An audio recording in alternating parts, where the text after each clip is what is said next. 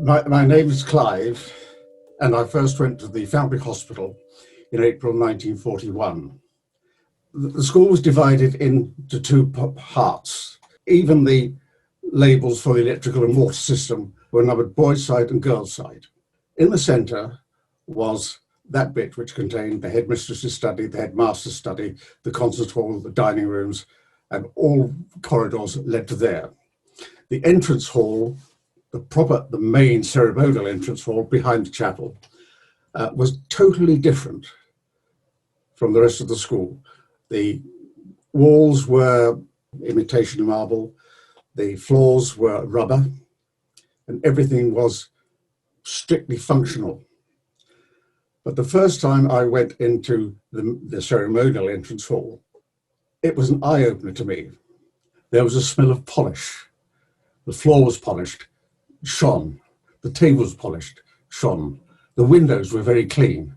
And it was a whole different smell from the rest of the school. There were pictures on the wall. There was the picture of Captain Coram. And next to the picture of Captain Coram was a clock. And next to the clock was the statue of this little boy. And I was struck by this. Why, I don't know. Barefoot boy in shorts, carrying a stick. And that always stuck in my mind. And of course, when I went into the museum, standing in the entrance hall is the statue. And like a lot of things, that brought it all back to me, both the good and the bad. The first time I saw it, it must have been in 1945 or 1946. We were ushered into this wonderful place, and then the teacher left us for a short while. And I remember going over to the statue and touching the boy's feet and finding that they were stone cold, but so smooth. And I thought, I wonder how many people have done this. Perhaps I shouldn't do it. But I wasn't remanded. Nobody said anything to me. So occasionally, in the years before I left school, when I was in the entrance hall by myself, I would go over and look up at the statue and touch him on the feet. I suppose rather like kissing the cross. And I suppose many people in their lives have something they acquaint with the good times. Perhaps not the very, very good times. But that statue, when we were in the school hall, waiting for the coaches to take us wherever it was we were going to go, we're going to get out. We're going to drive beyond the main gates and see the real world.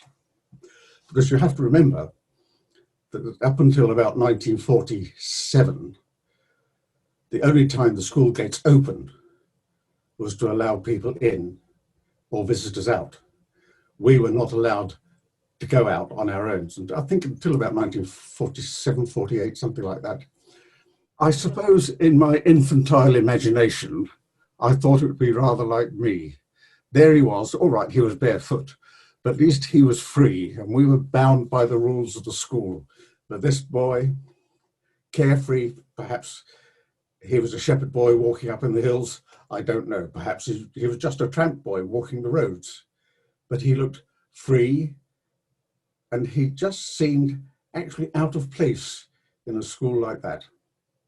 But going out, there was that statue.